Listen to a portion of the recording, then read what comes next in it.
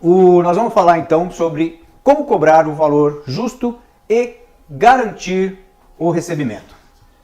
Então, vocês estão vendo aí, principalmente pessoal do YouTube, que tem aí na tarjeta, que eu coloquei como cobrar o valor pelo preço justo e garantir o recebimento.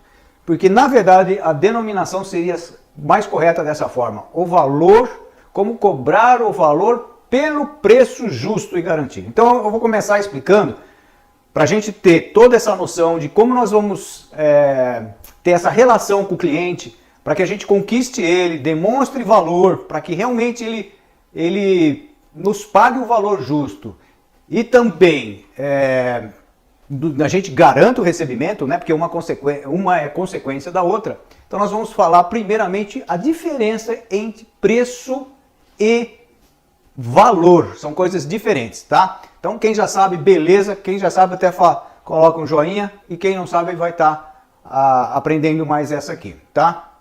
Então tá bom.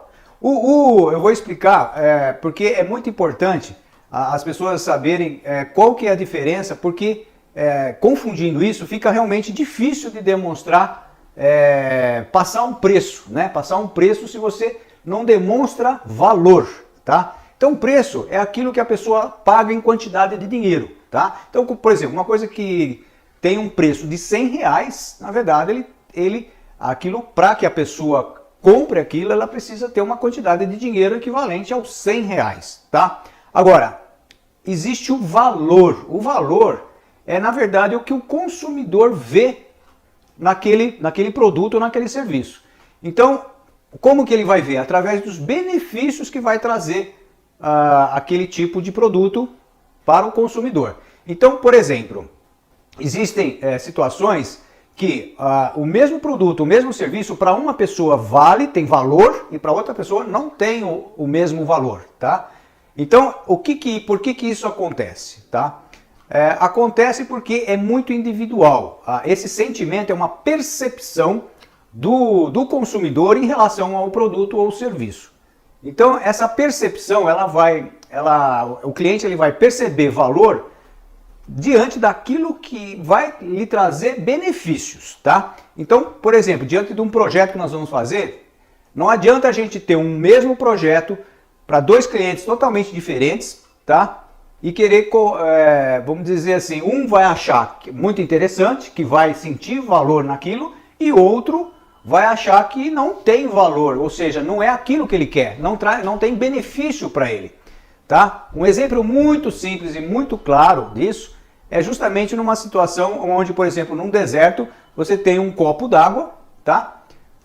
Então, diante de um copo d'água no deserto, você está morrendo de sede, você tem um diamante e um copo d'água. O que é que tem mais valor nessa situação? É o copo d'água. Então, para a gente ver que nem sempre, nem em todo lugar e nem em toda fase da nossa vida, a gente vai dar o mesmo valor para aquilo na vida toda. Ou seja, muitas vezes chega casais recém-casados para fazerem projetos. Então, o que a gente precisa? Ouvi-lo, saber o que eles querem. Porque aí eu vou fazer um projeto de acordo com o interesse, o que eles sentem valor. Qual é a percepção que eles vão ter diante de um projeto que eu faça, para que realmente ele sinta que aquilo é bom para ele e que tenha valor.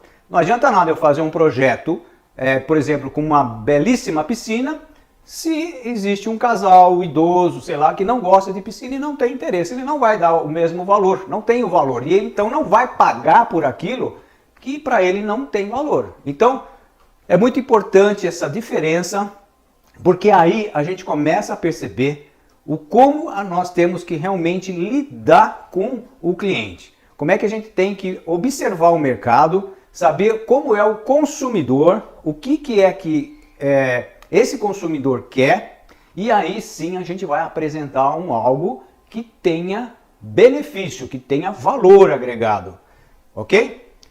É muito importante isso, por quê? Porque o engenheiro arquiteto, ele vai demonstrar valor através de técnicas e também utilizando as ferramentas com tecnologia, tá? As técnicas nada mais é o passo a passo né, que nós vamos executar para elaborar, por exemplo, um projeto e acompanhar a obra. E a gente tem a tecnologia que nós usamos, de computadores, né, dos softwares, de desenhos, para que a gente faça o nosso cliente enxergar aquilo que ele quer. Então, diante dessas técnicas que nós temos e da tecnologia, nós temos que fazer um trabalho específico para o cliente, um trabalho único, tá? Então, quando a gente faz um trabalho único, específico, e a gente executa o que o cliente realmente quer, então aí é que nós vamos acertar. Ou seja, aí que o cliente vai sentir valor no nosso trabalho. Esse é bastante interessante porque a gente percebe muitas vezes que o engenheiro, o arquiteto, principalmente o recém-formado, ele faz uma coisa muito bonita para ele e ele acha que o cliente tem que gostar daquilo.